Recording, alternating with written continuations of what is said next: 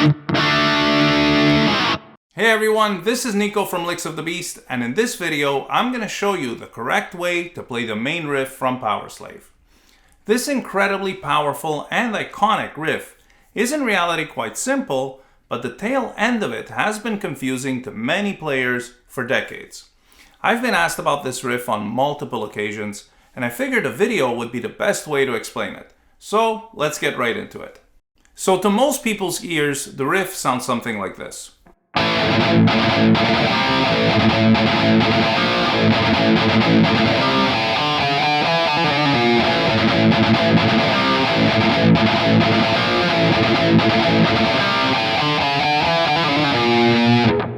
That sounds like the riff, right?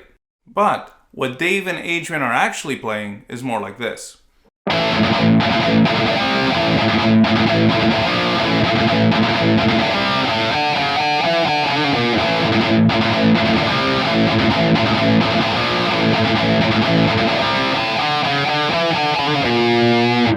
So why does the first one sound right?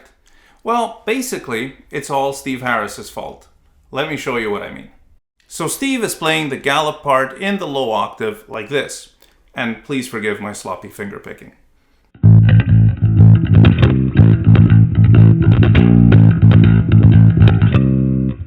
So up until this point, you can clearly differentiate the bass from the guitars. But then on the tail, he moves up to the higher octave, which puts him in the same octave as the guitars. And that's where your ears can play tricks on you. So the way he plays the tail is not always consistent, but it alternates between something like this and something like this.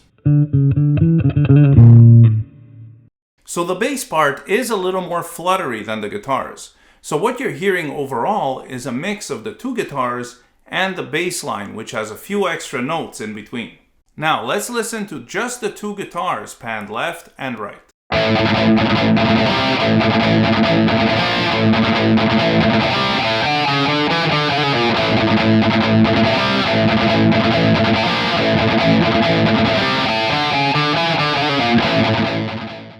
And this is how it sounds when we add the bass in the middle.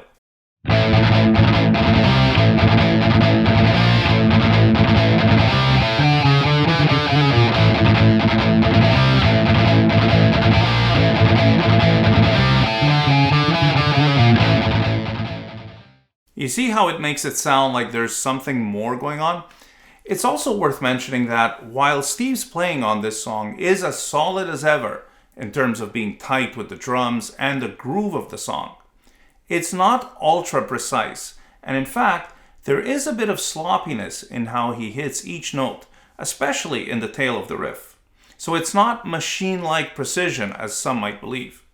Steve Harris is a feel player, and thus there are varying dynamics in his bass parts. And that's actually a very important part of his sound. The personality that comes through the instrument is a big reason these songs and riffs sound the way they do. So that's it. I hope this short video was insightful and helpful to some of you who might have been struggling with this riff. If you have any questions, or if there are any other riffs you'd like me to break down like this, let me know in the comments below. Thank you all so much for watching, and stay tuned for more Licks of the Beast.